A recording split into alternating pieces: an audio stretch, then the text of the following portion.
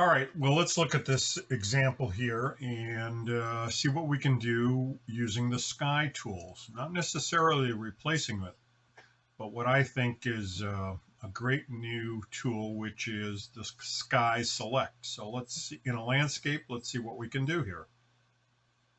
So this image was taken almost 6 years ago, and on a Canon 5D Mark II. So this is the starting point. This is actually the middle exposure of an HDR. So there's one that's brighter, one that's darker, but basically we're going to do HDR right here on one single image. So the first step is to duplicate the image, convert it to a smart object, and then open Camera Raw. And so here you see the result of the changes to Camera Raw. So let's just look at what we did. Up the temperature a little bit, exposure the same, cut the highlights down. They were pretty aggressive up here. Ignore everything down in the bottom. We're just focusing on the sky. Did up the shadows a little bit for back in here. Texture, added a little texture. Clarity, quite a bit of dehaze. And so what are we at? 42. If you took that down, you can see, there are all the changes with no dehaze. Crank it back up to 42. Makes quite a big difference. A little bit of vibrance. Let's go to the color mixer. We did up the blues a little bit in the saturation and also in the luminance. And then in the yellows, we darken down the yellows and the oranges by using the targeted tool over here. Go over here and we can, darken those and just affect those. So maybe we'll go just a bit farther. And we didn't play with the saturation on those. Then one new area in both Lightroom and in Camera Raw is color grading. And so this is very similar to what you see in any of the video programs like Premiere Pro. So you have three color wheels here: midtones, shadows, highlights. We're going to play with the highlights a little bit, and what we did was move this dot from the center out towards the color. So let's just watch the shadows for a moment.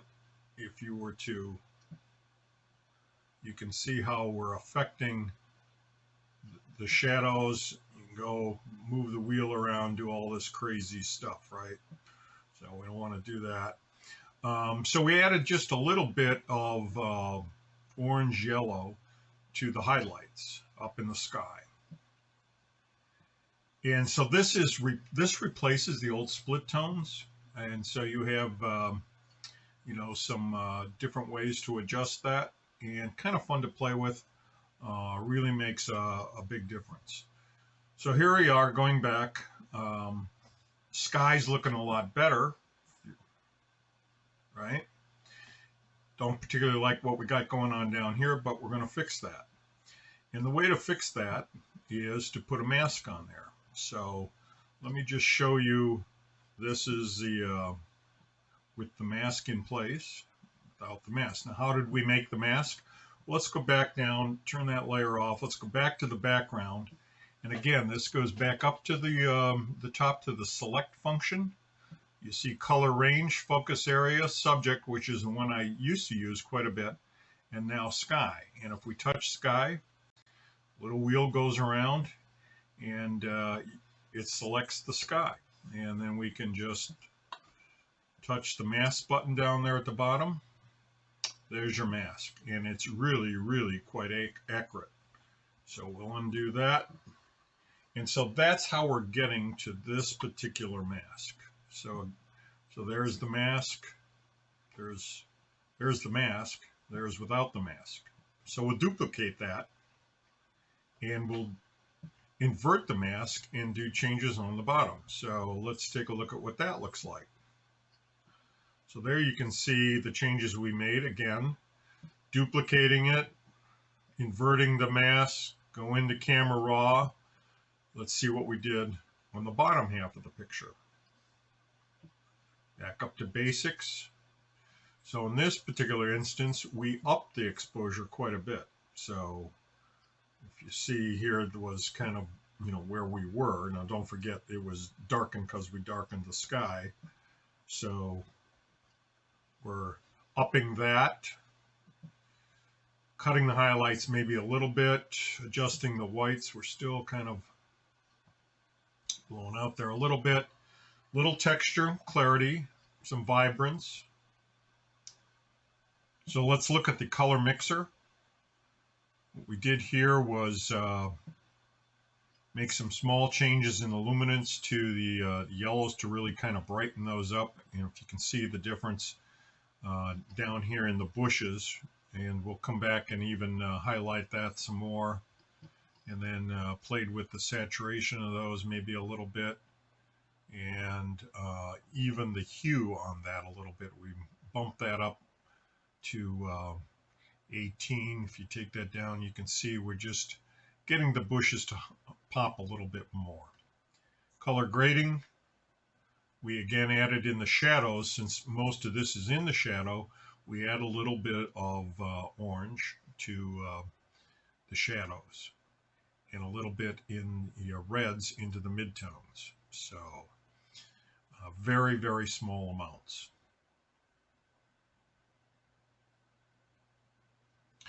So at that point, that's what this looks like. The only other change I would make at this point, as we go forward here, is to add a burn layer into the sky and really try and improve this area over here, maybe knock some of these highlights down, a little more clarity by using the burn tool in that particular area. So you can see what we did there. And again, I applied the mask that we had already made down there so that I didn't have to worry about, as you use the brush tool in building your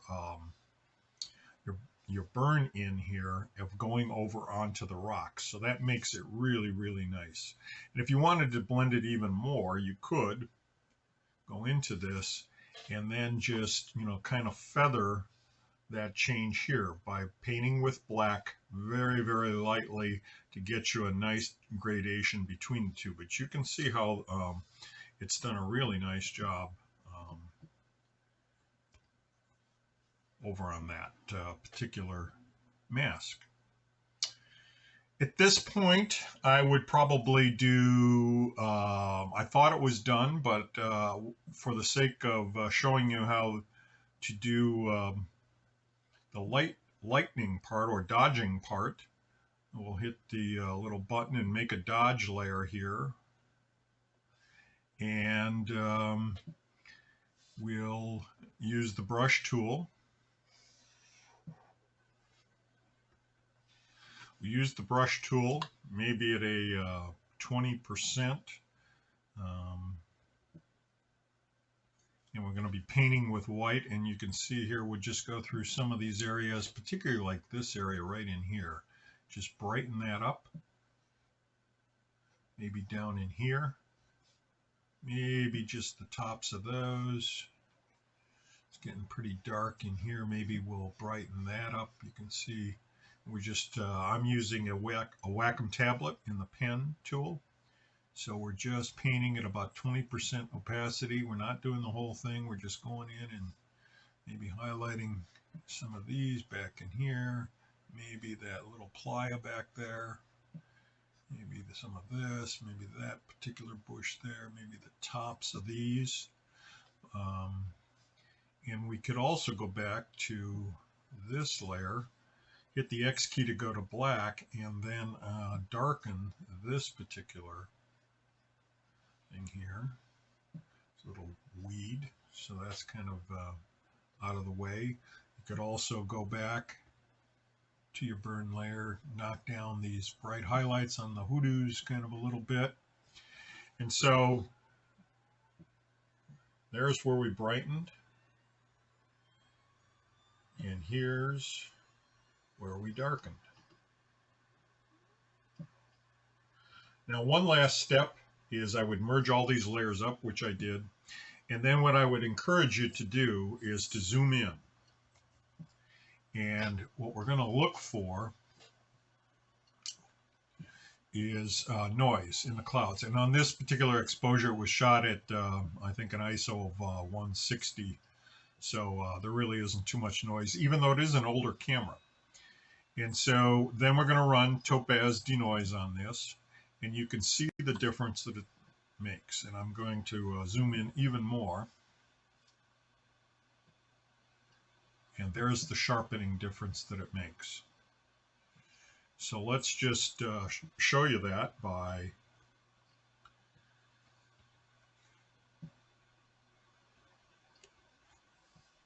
creating a new layer, a stamped layer from all the layers below it.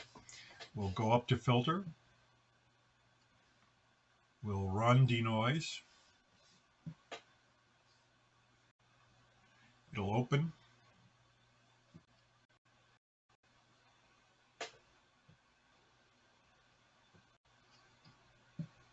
And you can really see the difference. So that's before, that's after. If you look at the particular this rock over here, look at the difference in the sharpening, really making a big difference. And so that's just using the auto setting. You see how it tends to push the remove noise down. I tend to like to just move it up to maybe 8, 10, you know, just, you know, maybe it takes a little bit of the detail away. We could apply that, and that's where we get the final result. So that's using the sky selection tool, which I think is probably the most important tool rather than sky replacement.